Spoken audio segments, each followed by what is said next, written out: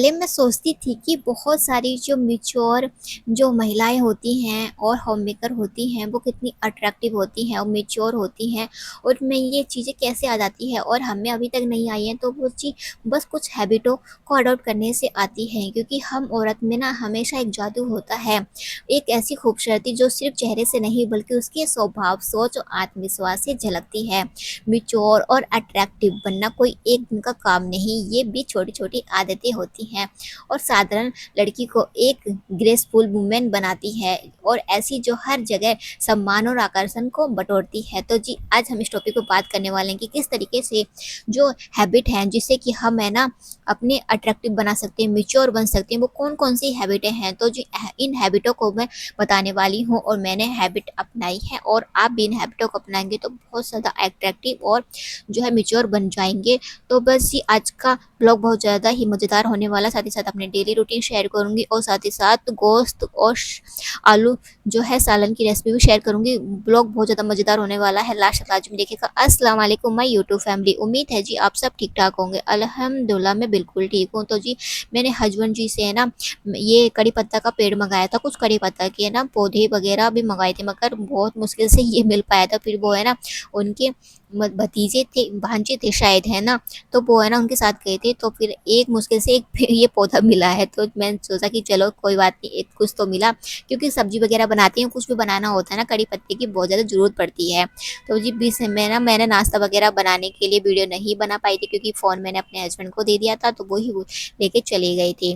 तो है ना बस नाश्ता लगा देते हैं और फिर बात करते हैं। तो जी बस अपने टॉपिक पे बात कर लेते हैं कि अपनी एनर्जी को कंट्रोल करना सबसे नंबर 1 पर ये हैबिट। हर बात पर रिएक्ट मत कीजिए। जो मैच्योर और है ना अच्छी औरतें होती हैं ना सलीके वाली, वो किसी भी स्थिति में अपने आप को शांति बनाए रखती हैं और आपकी एनर्जी सबसे बड़ी कीमती चीज़ है, उसे हर जगह पर खर्च मत करो।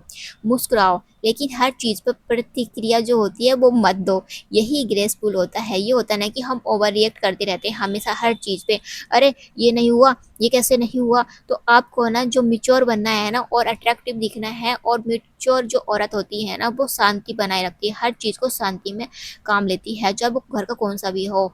और इस टाइम आप मेरे घर के हालात देख ही सकते हैं कि किस तरीके से हो चुके हैं। ज़रूरी नहीं है कि हर टाइम घर साफ ही हो, मगर है ना क्या है ना धूप वगैरह बहुत ज़्यादा निकल ही नहीं रही है, तो है ना फिर विंटर के कपड़े भी इधर रखे हुए हैं। तो मैं सोच रही हूँ कि समर के कपड़े सूख जाएँ, तो मैंने उसे वॉश कर दिया था और उसके साथ फिर मैं प्रेस कर दूँगी ना, तो तभी रखूँगी मैं बेड के अंदर। तब तक है ना विंटर के कपड़े मैंने ना तख़्त पे रखे हुए हैं। और है ना आप ऐसे ना बड़ा-सा टब भी ले सकते हैं, जो आप कपड़े वॉश करते हैं ना, तो आप है ना उस चीज़ का है ना तब फ़ायदा उठा सकते हैं। ये होता है ना कि हम है ना मशीन लगाते हैं ना, उस टाइम पे तो हम कपड़े ना जो है तय बना ही नहीं पाते हैं, अगले दिन ही बना पाते हैं। तो जी मेरा तो यही मसला है कि मैं तो अगले दिन ही बनाती हूँ, नहीं तो ना कपड़े वॉश करती हूँ ना मैं उस दिन थक जाती हूँ। तो बस है ना आप इतना बड़ा टब ले लें और जब आपको टाइम मिले ना तब आप है ना उस टाइम पे आप कपड़े तय भी कर लें और फैलाना भी नहीं होगा। तो जी बस थोड़े बहुत गीले थे, सीलन से थे वो, ज़्यादा तो नहीं थे, तो मैंने सोफे वगैरह इधर ही पे डाल दिया, तो ज़्यादा गीले नहीं थे कि कहीं आप कहो कि अरे सीले कपड़े सोफे पे डाल दे, तो वो हल्के-फुल्के जो होते हैं ना, हल्का-फुल्का रह जाता है। तो बस वही धूप नहीं निकली हुई थी ना, धूप वैसे मैंने सुखाए थे, बस हल्का-फुल्का, बस थोड़ा सीलन सापन था ना वो निकालने के लिए मैं पंखे चला दिए थे। तो बस मैंने सारे कपड़े समेट लिए, सोफे वगैरह भी झाड़ लिए हैं। तो बस आप है ना को क्या करना है, साफ-सुथरा रहना है और है ना साथ ही साथ अपने शब्दों में ना मिठास लानी है। आपको बोलना आपकी पहचान होती है। फेमिनाइन एनर्जी वही होती है जो बोलती है और सामने वाला सुकून महसूस करता है। नरमी ताकत, क्योंकि जो नरमी की ताकत होती है ना बहुत ज़्यादा, अगर आप किसी पर बढ़ चढ़ कर बात करेंगी, आप उस सामने वाले ने प्यार से बात की और आपने उसका जवाब एटीट्यूड से दिया, मतलब होता है ना ऐसे एटीट्यूड से घमंड से देते हैं, तो वो एक मैच्योर औरत का ना बिल्कुल भी हैबिट नहीं होती है। एक अट्रैक्टिव और मैच्योर बनने के लिए आपको क्या करना है, आपको अपने शब्दों में मिठास लानी होगी। जब आप अपने शब्दों में मिठास लाती है ना, तो सामने वाले पर जो सम्मान होता है ना वो बढ़ता है और है ना इससे कि आपका जो इम्पोर्टेंस होती है ना बहुत ज़्यादा बढ़ जाती है, बहुत ज़्यादा ही। और आपको साफ सुथरा रहना है और अट्रैक्टिव औरत वही होती है जो लापरवाही नहीं करती। ये होता है ना कि हम जो होममेकर है हमेशा गंदा घूमती रहती हैं, कपड़े नहीं बदलती हैं, हम काम करती रहती हैं मगर अपने आप पे ध्यान नहीं दे पाती हैं। तो जी इस चीज़ की भी बहुत ज़्यादा बहुत मेरी बहनें देखी हैं ऐसी। तो आपको बिल्कुल भी लाज़मी ऐसा नहीं करना है। आपको मैच्योर अट्रैक्टिव दिखना है ना, तो अट्रैक्टिव औरत वही है जो लापरवाही बिल्कुल भी नहीं करती है। साफ कपड़े पहनती है, हल्की खुशबू लगाती है और बालों को कंघा कर लेती है। ये सब आपके ना जो आत्मसम्मान होता है ना, वो आपको लुक को बिल्कुल चेंज कर देता है। आपकी देखभाल की आदत आपको क्लासिक बनाती है। तो बस आपको ना साफ-सुथरे से कपड़े पहना, आपको हमेशा साफ-सुथरा बनकर रहना है और अपने शब्दों में मिठास लानी है। जब आप छोटी-छोटी हैबिटों को ना अपने अंदर अडॉप्ट कर लेंगे, तो सच्ची में यकीन मानिए कि ना आप है ना खुद ही मैच्योर और अट्रैक्टिव दिखना स्टार्ट कर देंगी। बस समय की है ना कदर करना सीखो। नेक्स्ट हैबिट जो है, बस आप है ना जब समय की है ना इम्पोर्टेंस देना सीख जाती है ना और टाइम को वेस्ट नहीं करती है और टाइम को यूटिलाइज करती है ना, तो बस अपना टाइम टेबल ऐसा बना लीजिए कि आपके सारे काम भी हो जाए, हर चीज़ की रिस्पॉन्सिबल बन जाइए। जब आप रिस्पॉन्सिबल डिसिप्लिन से काम करती है ना, इन हैबिटों को अपनाती है ना, तो यही हैबिट उसे रिस्पॉन्सिबल और अट्रैक्टिव दोनों को बना देती हैं, आपके घर को भी, आपके परिवार को, आपके हस्बैंड को। क्योंकि सबसे पहले आपको अब जो है मैच्योर बनना है। जब आप मैच्योर बन जाएंगे तो आपकी फैमिली में सारे मेंबर जो होते हैं धीरे धीरे मैच्योर बनना स्टार्ट कर देंगे। और है ना हर चीज़ में मैच्योर की बहुत ज़्यादा ज़रूरी होती है, क्योंकि अब शादी के बाद तो है ना हम है ना जो बालक बुद्धिपन होता है ना वो हमें निकाल देना चाहिए होता है और बाद में ना एक मैच्योर वाली ज़िंदगी जीना स्टार्ट कर देना चाहिए। और इन हैबिटों को जो अडॉप्ट करके ही आप मैच्योर बन सकती हैं। बहुत सारी मेरी बहनें ऐसी हैं जो कि है ना एक काम को बोझ समझती हैं, तो आपको काम को बोझ नहीं समझना है। आप है ना टीवी पर ऐसे है ना यासीन वगैरह, सूर्य बाकी वगैरह चला दीजिए और काम भी इंजॉय करते दीजिए। सच में आप है ना काम भी खत्म हो जाएगा और आपको पता भी नहीं चलेगा और इंजॉय के साथ आप काम भी कर पाएंगे और अल्लाह ताला की इबादत भी हो जाएगी। और हमेशा है ना कुछ अस्कारी वगैरह पढ़ते रहिए। तो जी बस है ना अब मैं ना आपके साथ है ना गोश्त सालन की मज़ेदार सी रेसिपी शेयर करूँगी और है ना बहुत ज़्यादा मज़ेदार की बनी थी। तो मैंने अदरक लहसुन को अलग कर लिया है, प्याज को मैंने बारीक कट कर लिया, गोश्त को मैंने धो के रख लिया है। ये बीफ का गोश्त है, आप मटन का या चिकन का कौन सा भी गोश्त ले सकती हैं, मगर आप मटन के गोश्त को इस तरीके से बनाएंगे ना तो काफ़ी अच्छा बनने लगेगा। और ये मैंने जो मसाला लिए थे ना ड्राई वाले, वो मैंने पीस लिया है। इस वाला खुशबूदार मसाला बन के तैयार होगा बहुत ज़्यादा। अगर आप मिक्सर में पीसना चाहते हैं तो मिक्सर में पीस सकते हैं। तो बस मैंने कुकर पे तेल चढ़ा दिया है और जो मैंने बारीक बारीक प्याज काटी थी ना वो मैंने ना फ्राई कर लूँगी। अच्छी तरीके से फ्राई हो जाए ना, जलाना नहीं है, नहीं तो उसका टेस्ट है ना सालन का बहुत ज़्यादा कड़वा वगैरह हो जाएगा तो अच्छा भी नहीं लगेगा। तो बस है ना अच्छी तरीके से ब्राउन हो गई थी तो बीच में मैं चलाती रही थी, क्योंकि ना आपको कहीं रसोई में जाने से बाहर जाने की ज़रूरत नहीं है। अगर आप है ना बाहर चलेंगे ना सच में आपका गोश्त जल के भुन जाएगा और है ना आपकी सब्जी भी बिल्कुल बेकार बनेगी। तो आप इस स्टेज पे ना प्याज को देखना बहुत ज़्यादा ज़रूरी होता है। बस मैंने जल्दी से ना सारी प्याज को अच्छी जलाई नहीं है, ब्राउन ही भुनी है, आपको भी ऐसा ही भुननी है। तो भुन के तैयार हो चुकी है, क्योंकि बाद में कुकिंग प्रोसेस चलता रहता है तो आपको जल्दी निकाल लेनी है। तो बस ये ठंडी हो चुकी थी, पंखे में मैंने ठंडा कर लिया था दही और है ना इस प्याज को ना पीस लेंगे। तो मैंने 3-4 चम्मच का यूज किया है, ज़्यादा खट्टी दही नहीं है। अगर आपकी खट्टी दही है तो कम यूज कीजिएगा।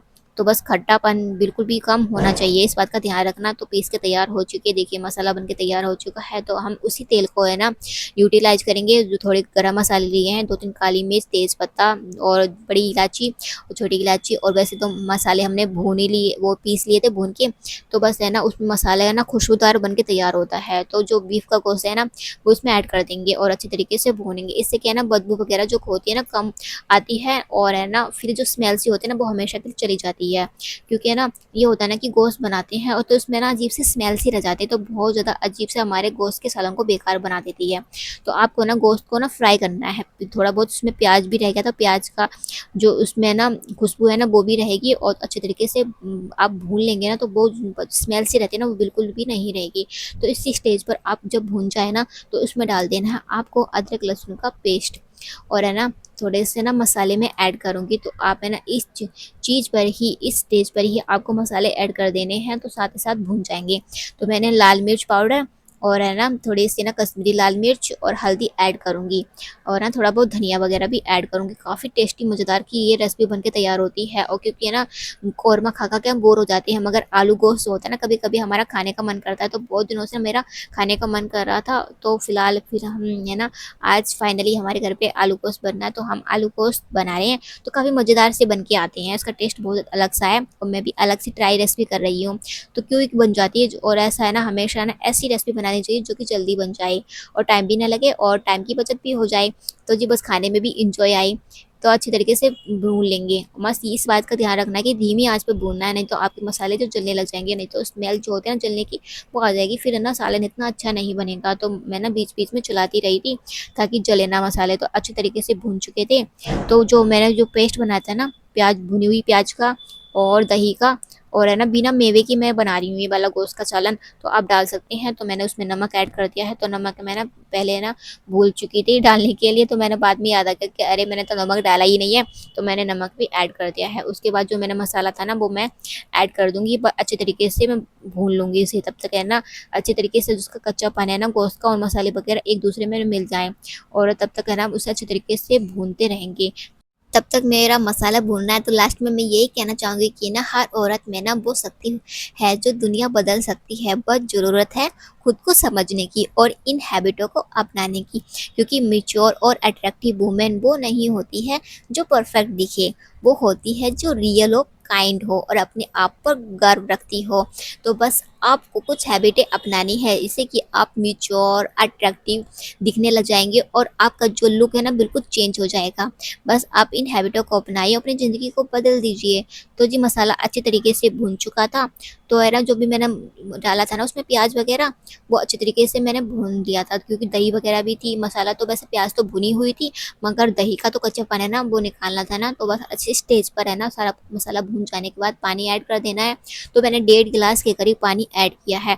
तो बस है ना थोड़ा सा मुझे कम लग रहा था, क्योंकि है ना ये बीफ का गोश्त है ना थोड़ी देर में पकता है। अगर आप उस पतीले में बना रहे हैं ना थोड़ा ज़्यादा ऐड करना, 2 के करीब ऐड कर लेना अपने सालन के हिसाब से जितना आपका बीफ का गोश्त है। तो जी बस है ना मैं विशल लगाने के लिए रख देती हूँ धीमी आंच पर। पहले एक तेज आने के लिए ना तेज पे पकाऊंगी, और फिर मैंने ना बीच में ना प्रेशर वगैरह खोल दिया था। ये बहुत मतलब 20 या 40 मिनट के करीब बना था। इसमें कई सीटी आई ना तब जाके गला ये गोश्त है ना। कोई कोई गोश्त होता है कि ना बहुत जल्दी गल भी जाता है, कोई कोई गोश्त बिल्कुल गलता ही नहीं है इतना, वो कर लेते ना बहुत ज़्यादा। पता है आपको 20 मिनट तक मैंने इसे धीमी आंच पर सीटी लगवाई। उसके बाद थोड़ा कच्चा सा ले रहा था, फिर कच्चा हो रहता है ना फिर ये वाला गोश्त, तो भी मज़ा नहीं आता है। तो उसके बाद अच्छी तरीके से गल चुका है गोश्त, और थोड़ा बहुत अब कच्चा रह जाएगा ना तो अब आलू के साथ गल जाएगा। तो बस इसी स्टेज पर आपको डाल देने हैं आलू कटे हुए, और इसमें आपके जो भी ग्रेवी करनी है आपको शुरुआत जितना भी करना है सालन में आप अपने हिसाब से कर लेना है। और फिर इतनी मज़ेदार सी ये रेसिपी बन के तैयार होती है और जल्दी भी हो जाती है झटपट से। कोई मतलब वो नहीं है कि ना वो इधर उधर से मतलब होता है ना, हम बहुत सारी है ना रेसिपी देखे बहुत ज़्यादा इधर उधर से करके ड्रामा करने लग जाते हैं, फिर हम सब्जी बनाते बनाते इतने थक जाते हैं ना कि है ना फिर तो है ना हमें खाने का स्वाद कम, अपने पैर हाथों में दर्द होने का जो पेन होता है ना उसका मज़ा आने लग जाता है। तो बस आपको ईज़ी रेसिपी अपनानी है ताकि आपके घर के काम भी झटपट हो जाएँ और आपकी रेसिपी भी जल्दी से बन के तैयार हो जाए। तो कुकर में लाजमी से बनाइए, नहीं तो पतीले में तो गैस भी ख़त्म होती है। और है ना सेविंग करना सीखिए यार, कुकर में बनाएँगे तो जल्दी जल जाएगा, नहीं तो आप पतीले में बनाना स्टार्ट करेंगे ना तो इतनी देर में गलता ना ये गोश्त। और चिकन का तो वैसे ऑलमोस्ट गल भी जाता है। तो आलू वगैरह गल चुके थे, तो मैं चेक कर रही थी बीच में कोई कच्चा आलू तो नहीं है। तो कोई कोई कच्चा आलू रह जाता है, कोई कोई आलू है ना अजीब सा आ रहा है, कोई कोई मतलब जल्दी गल जाता है, कोई देर में गलता है। तो बस वही चेक कर रही थी। उसके बाद मैंने गरम मसाला ऐड कर दिया। वैसे तो मसाला मैंने डाल ही दिया था खुशबू वाला, और मैं बताना भूल चुकी थी। तो आपने देख ही लिया होगा वीडियो में, जब मैंने प्याज और जो दही का पेस्ट डाला था उस टाइम पे मैंने जो मसाले बनाए थे ड्राई वाले पीस के, वो मैंने ऐड कर दी थी। बस आपको हरा धनिया के साथ गार्निश कर देना, और हरे धनिया के बिना तो हर सारी सब्जियां अधूरी हैं। तो बस है ना मज़ेदार से इतनी अच्छी शानदार सी खुशबू आ रही थी ना बहुत ही ज़्यादा, और इतना अच्छा बना था। तो मैं इसे ना इसका लुक आपको पास से दिखा देती हूँ कितना अच्छा सालन बना। तो देखिए कितना मज़ेदार सा बना हुआ है ना, लिपटेमा सा भी है। मैंने ज़्यादा ना लिपटेमा नहीं रखा है क्योंकि आलू गोश्त है ना थोड़ा ना पतला सालन में ही अच्छा लगता है। तो हरे धनिया से ना इसका स्वाद और बढ़ जाता है, और इतनी अच्छी महक आ रही थी ना जो भी मैंने मसाला बनाया था ना उससे। तो जो बस है ना सब्जी बन के तैयार हो चुकी है, अब खाने की तैयारी कर लेते हैं।